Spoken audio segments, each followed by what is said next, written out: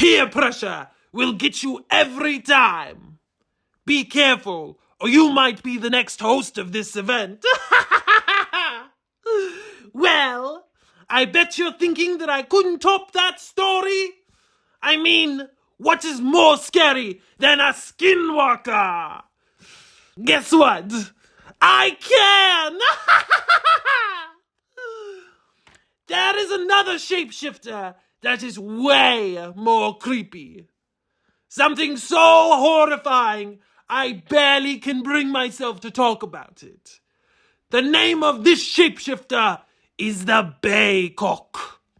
It is also part of an indigenous culture, but this time from the Ojibwe people of the Great Lakes area. The Baykok is a tall, skeletal, corpse-like hunter with glowing red eyes, visible bones, and gaunt skin. They could certainly use a moisturizer. Baykoks like wearing rotting clothes, strips of animal hide, or even human skin. You don't want to be downwind of that smell. Trust me. Legend has it that Baykoks were once skilled fighters who broke some taboo in battle. Being a coward, disrespecting nature, or betraying their army were all things that would have gotten them into trouble. Other legends say that the Baykoks were warriors or hunters who got lost, starved, or froze to death in the wilderness. Their spirits, twisted by hunger and loneliness, turn into Baykoks. In either case, they eternally stalk the land where they died. They hunt the disrespectful, the arrogant, the foolish, the ones that harm nature. They are amazing, relentless hunters. They can even shapeshift into birds to hunt their prey from above. They hunt with clubs, axes, or even bows and arrows. Some say their arrows are invisible, and you may not even know you were hit by one.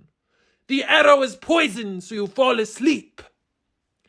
This is where it gets really disturbing. Once you are asleep, you know what they do?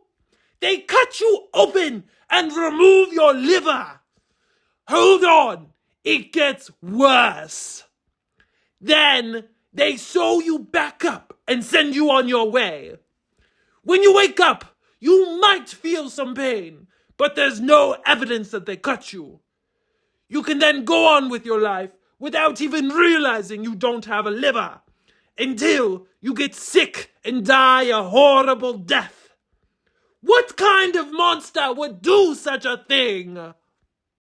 You gotta admit, taking someone's liver, sewing them back, and hoping you don't get caught, that takes some serious guts. Well, what do they do with the liver? They eat it. Maybe even with some fava beans and a nice Chianti. Scary, right? Which brings us to our last story of the night. Worried about what you are about to see? Parents wondering if they should cover their kids' eyes? You should be scared. Very scared. You should.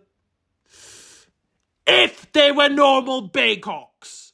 But these Baykoks are the Baykoks of Chapman. They are the biggest idiots you have ever seen, and they are very embarrassing to the rest of us in the supernatural world. Remember how I told you some warriors became Baykoks by getting lost and dying in the woods?